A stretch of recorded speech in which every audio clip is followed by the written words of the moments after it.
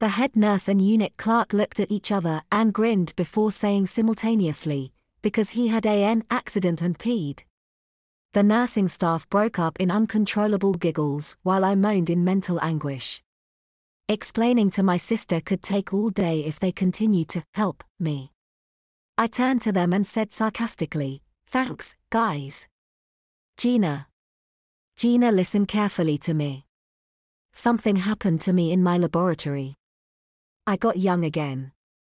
My graduate student Paul called an ambulance. They took me here. I was too small to sleep in a regular bed, so they put me in pediatrics. Is that clear so far? Gina nodded and said, "Aha." She looked like she had understood the first part, so I said, "I was too small to wear my underwear. The only thing they had for me to wear that was my size were baby diapers, okay?" Gina's brows furrowed dangerously with the beginnings of confusion. I could tell she was starting to lose the thread of conversation. I had to finish quickly before I lost her entirely. I said slowly so she would understand, "So they dressed me in baby diapers. Is that clear?" "Uh-huh," Gina said. "Good," I said, "I'm glad that's all settled. Let's go, Gina. I'm tired and I want to go home. Here, let me have that blanket." I took the blanket from my sister's hands and threw it over my bare legs and diaper gratefully. It was bad enough that I should be wheeled through the hospital with a bare chest. Everyone didn't have to know I was wearing a diaper too. Sometimes my sister's stupidity proves useful.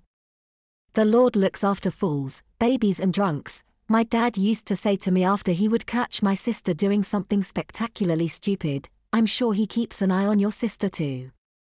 My nurse handed Gina the plastic bag with my personal belongings and clothes that I had been admitted to the hospital with.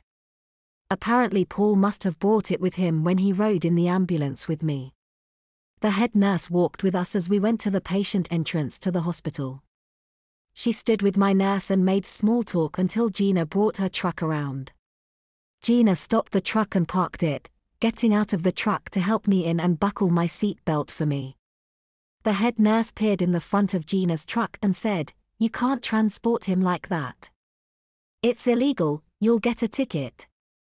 "I will," Gina said in confusion. "Why?" "There's a law that says that children under the age of 4 must sit in auto baby seats when they're being transported in a passenger vehicle," the head nurse explained. "But I'm 41 years old," I interjected. "The police won't know that when they stop your sister, Mr. Hawkins. They'll give her a ticket and let her explain to the judge," the head nurse said. "But what am I to do?" my sister said in distress. "I don't have a baby seat for my truck. I don't want to get a ticket." "Wait here, Miss Hawkins. The hospital has loaner seats to lend parents that need one in an emergency. We keep them in a closet next to the information desk. I'll go and get one for you, okay?" "I'll just be a minute," the nurse said, handing the plastic bag she was carrying to the nurse standing behind me. "Okay," agreed my sister.